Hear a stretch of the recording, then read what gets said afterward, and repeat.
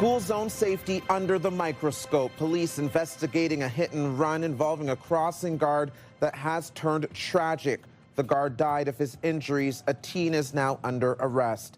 Good afternoon. This is CTV News at 5. I'm Stefan Keys. We begin tonight with a Barrhaven community stricken by grief after learning an area crossing guard has died of his injuries. 55-year-old Peter Clark was struck in what police described as a hit and run near an elementary school Monday morning. Now, a 19-year-old has been arrested. And the city of Ottawa is honoring him by lowering flags in front of their buildings. This is a live look now at City Hall, where the flags have been lowered late this afternoon. The city saying flags at all City of Ottawa sites have been lowered to half-mast for Clark, and they will remain lowered until sunset on the day of his memorial service. CTV's Caitlin Wilson is joining us live now with more. Caitlin. Well, Stefan, parents and residents I spoke with today say they're angry and frustrated, raising concerns about safety in the area where Peter Clark was hit and killed as students were on their way to class. A memorial is growing at the intersection of Cedarview Road and Kennevale Drive near Mary Honeywell Elementary School in Barrhaven. Police spent much of the day canvassing the neighborhood, going door to door searching for the driver who fled the scene, later arresting a 19-year-old man in connection with the investigation. It happened around 8:20 Monday morning, and residents in the area say traffic has long been a concern. I've had sort of personal experiences of people driving like well over the speed limit and blowing through stop signs just further up the road. So hearing about what happened yesterday was tragic. But people drive like crazy around here. I also spoke with several parents and residents in the area who did not want to appear on camera. They say they're remembering Peter Clark as a familiar face, smiling each day as they walked by. And as tributes continue to grow, the loss is being felt beyond Barrhaven, with a moment of silence at Queen's Park this morning. Stefan? Our condolences to all that knew him. CTV's Caitlin Wilson, reporting live for us. Thank you, Caitlin.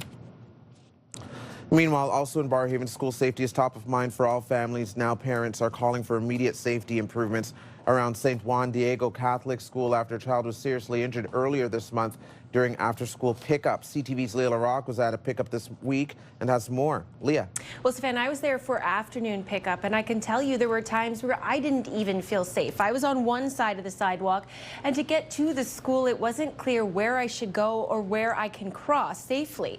And between double parking and U-turns, it can get very busy. And parents say they want immediate action, more safety measures in place before another child gets hurt. So you're looking right now at some of the visuals of what it looks like at pickup time at St. Juan Diego School. Parents say there is no safe place for kids to cross the street. Parents double park, making it very difficult to see, and drivers don't obey the speed limit. Last month, a child was seriously hurt during pickup, rushed to CHEO. This temporary stop sign was installed, but we witnessed multiple drivers blow through the sign. Here is what one parent had to say. We really need the city to listen. We need the school board to listen and really understand what is happening here. These kids don't stand a chance against all of this traffic, all of these moving vehicles.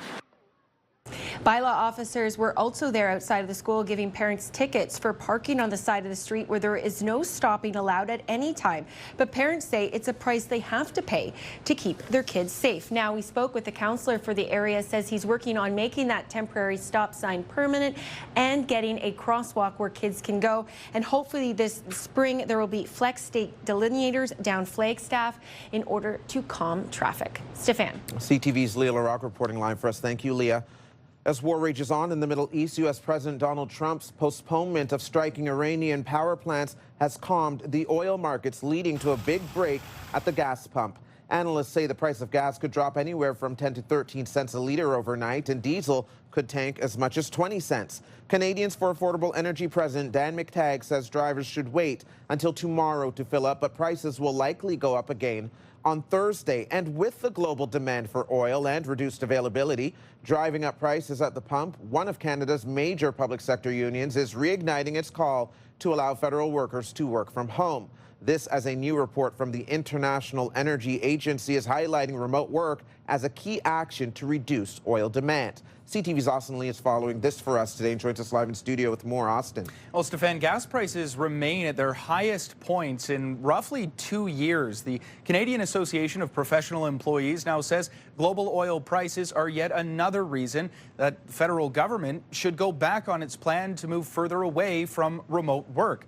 Public servants will be required to be at work in person at least 4 days a week starting in July, and it's a plan that has been long challenged by union leaders who are now pointing to that new report from the International Energy Agency as a reason for remote work. However, some workers that we spoke with today say they are actually in favor of staying in the office. They say it gives them a better work-life balance. We see this as an absolute layup in terms of policy decisions. And now we're getting just, backed up by, unexpected allies like the International Energy Agency. When I take my laptop, at the end of the day, I'm not reconnecting again. When I'm working from home, I have a hard time to disconnect. Now, the report from the International Energy Agency put forward 10 suggestions to reduce oil demand and drive down prices globally. Number one on that list was, in fact, allowing people to work from home. Now, we also did hear from some public sector workers who didn't want to appear on camera, but they tell us office space is still an issue for many. One woman saying she sometimes has to set up her laptop in a lunchroom because there simply aren't enough spaces to work. Stefan. All right, thank you for this update, Austin. A forensic pathologist, some disturbing evidence was heard in court today. A forensic pathologist who conducted the autopsy on a 7-week-old baby testified at the murder trial of his mother and her former boyfriend. Dr. Christopher Milroy testified that Colton Booth died of a head injury from blunt trauma. Milroy said Colton also had bruising on his chest from compression and fractures to his legs. The baby's mother, Barrhaven Booth, and her former boyfriend, Patrick O'Connor, have pleaded not guilty to second-degree murder. Court has heard the pair told police officers the baby fell off the bed. Milroy testified that a short fall from the bed to the floor would not account for the injuries on the baby. Milroy's testimony continues tomorrow. Ottawa police will be deploying more officers in the Byron Market and the downtown core this spring in an effort to address safety concerns from businesses, residents, and tourists. Today at the Mayor's Breakfast event at City Hall, Ottawa Police Chief Eric Stubbs outlined the new downtown safety plan, saying more officers with boosted visibility will be deployed to busy areas, including the Market, Centertown, and Chinatown, hoping to help decrease crime and increase consistency in dealing with social disorder. But some residents say more police is merely a stopgap solution and does not address the supports for the city's vulnerable community. Very visible. And they'll be focused and they'll know exactly where to go in terms of those hotspot areas, as well as targeting those people that are causing the community the most harm. It makes you feel safe seeing, even if there's nothing to worry about. We need more intervention. More boots on the ground is not going to do anything but stop the problem that's already happening. Right now we need to get to the root of the problem and stop it from occurring before it happens. Members from various platoons like the traffic and tactical units will also dedicate some of their shift to downtown patrols starting May 1st. New rules are now in effect for hardscapers in Ottawa, which could make it harder and more expensive for homeowners to have projects completed. As of March 1st, contractors that perform work on things like driveways, walkways, or decks need to be licensed. The new hardscaping license costs $441 per year and expires at the end of October.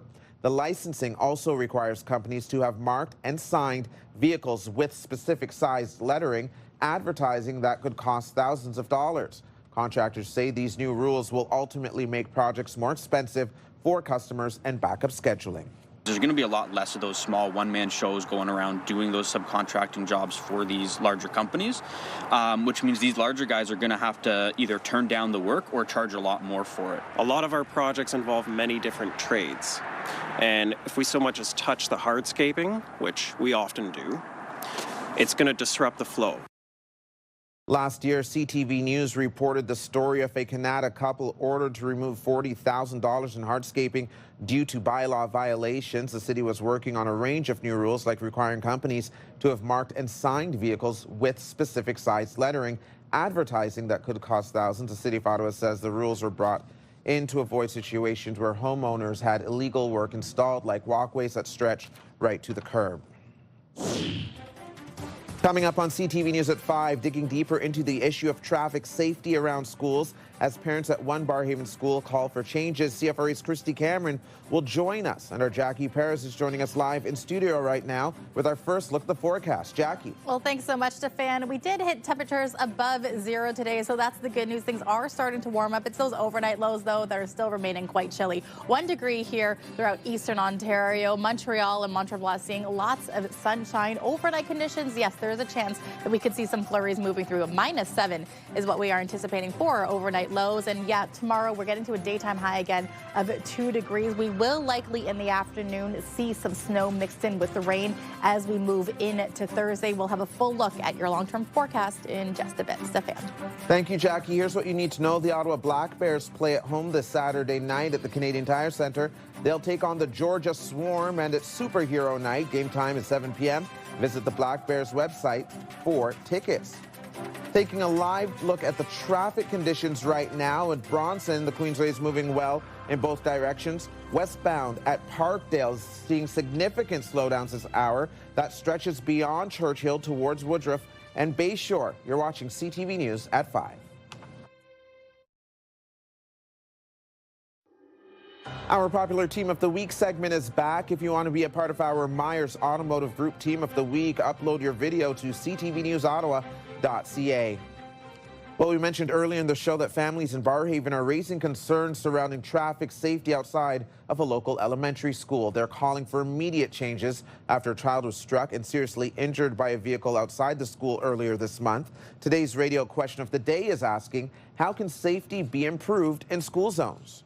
Having more police presence, but I also think there should be speed bumps because, like, if you're gonna go fast on a speed bump, like, you're gonna damage your suspension a lot.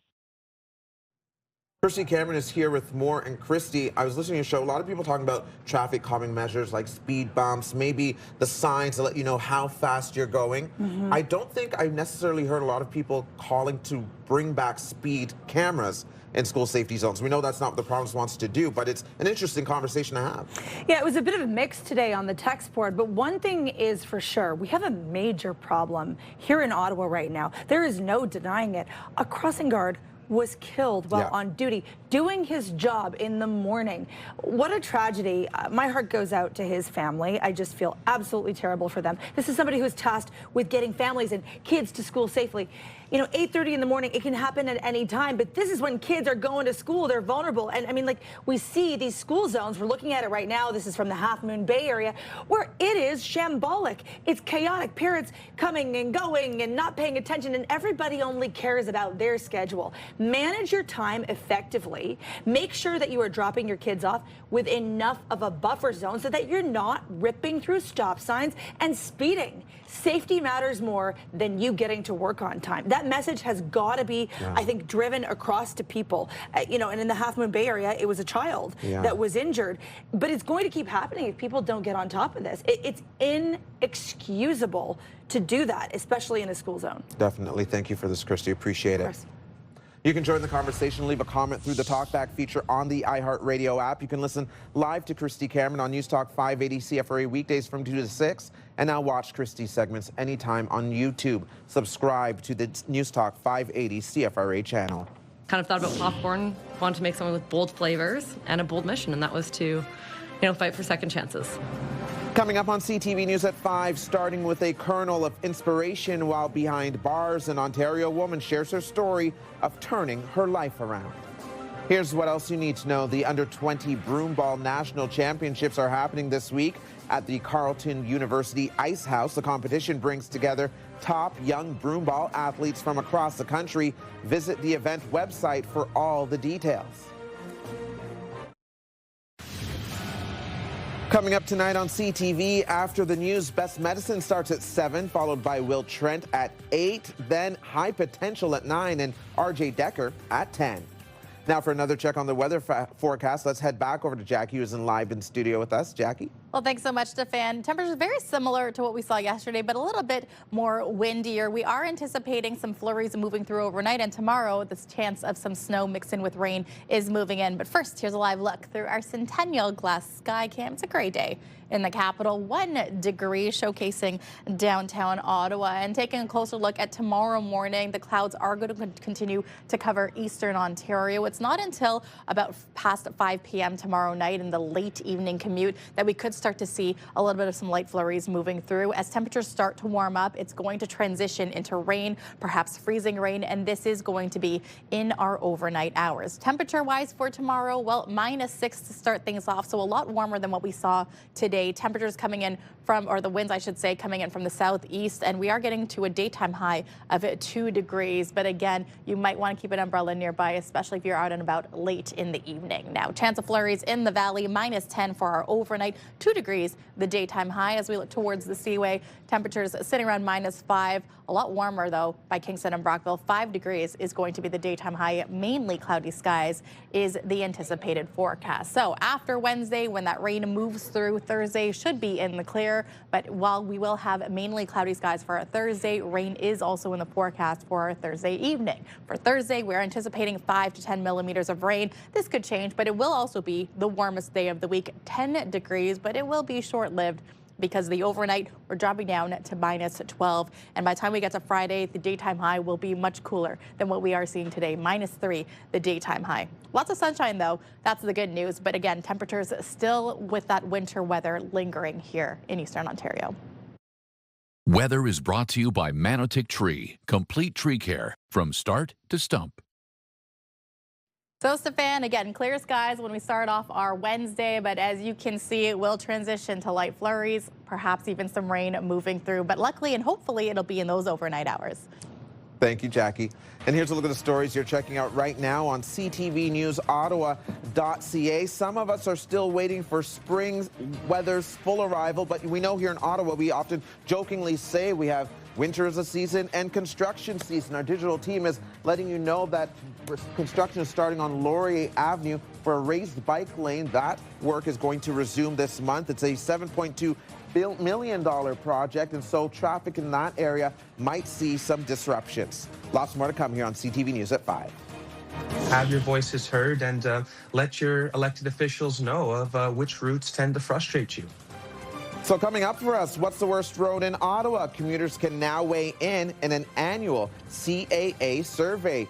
Here's what you need to know. The Ottawa 67s face off against the Kingston Frontenacs this Friday at TD Place Arena. It's game 1 in their OHL playoff series. Puck drop is 7 p.m. Visit the 67's website for tickets. And if you need gas this evening, one of today's cheapest gas prices can be found at the Petro-Canada station on Hazeldean Road in the Stittsville area. Regular gas there is listed for 174.9 cents a liter.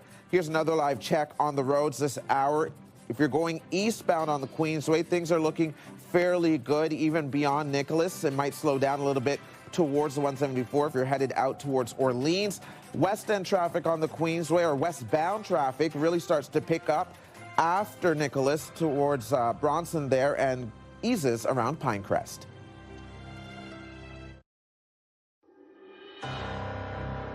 Here's a live look through our Centennial Glass Sky Cam. The temperature right now, 1 degree. And time now for a look at CTV News at 6. Here's Patricia Bull. Thanks, Steph. Here's what we're working on for 6 o'clock. So hearing about what happened yesterday was tragic, but people drive like crazy around here. A 19-year-old has now been arrested, and a community is grieving the death of a crossing guard. He was killed in a hit-and-run collision near a Barrhaven school yesterday. We'll have the latest on the investigation. I've worked in both government and the private sector. I don't think we should get special treatment just because we're a public servant. A major public sector union calling for federal public servants to be able to work from home to reduce the demand on fuel as gas prices continue to rise. I rely almost entirely on OSAP, and with these changes, if they go through in the fall, I'm considering not finishing my degree. I can't afford to take on that much debt and not have a guarantee of a job after graduation.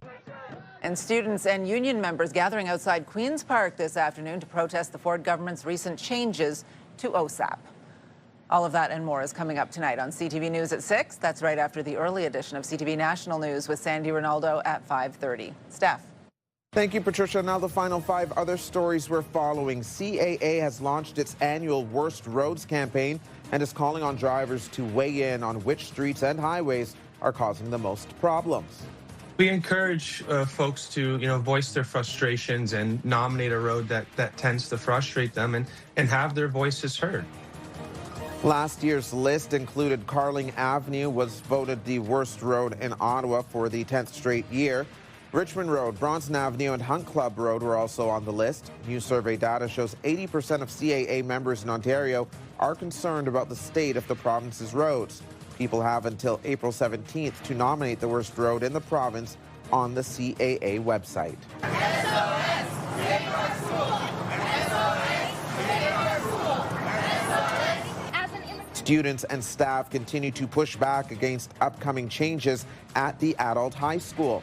The board will be moving students over the age of 21 to a continuing education model starting in September, but it's still not clear what that means for day-to-day learning, sparking uncertainty and concern. New rules are coming into effect at a popular Byron Market parking garage as of next Monday. The garage at 70 Clarence Street will change to a 3-hour pay and display system. The city is making the change to encourage vehicle turnover in the tourist area. The parking lot will no longer use gate arms and exit tickets. Instead, visitors will buy a ticket through the pay and display machine or via an app. Kind of thought about popcorn, wanted to make something with bold flavors and a bold mission, and that was to, fight for second chances. That's Emily O'Brien, the founder of Comeback Snacks. The company makes flavored popcorn and hires formerly incarcerated people. O'Brien was a keynote speaker at Invest Ottawa this week, celebrating women entrepreneurship for International Women's Month. O'Brien spent 4 years in prison for a drug smuggling conviction. She started her successful company from behind bars, turning her life around and spreading her message of second chances. Erland to the outside, all the way back now, reset around for Giroux to the slot. Pinto, he scored! The Sens took on the Rangers in New York last night. That's Shane Pinto's power play goal opening the scoring, and the Sens would come out on top with the final score of 2-1. They are back on the ice tonight in Detroit for a big game against the Red Wings. The Sens are trying to push ahead in their quest for a wild card playoff spot. Game time tonight is 7 p.m. That is CTV News at 5. I'm Stefan Keys. Be sure to join Patricia Bull for CTV News at 6. Early edition of National starts now.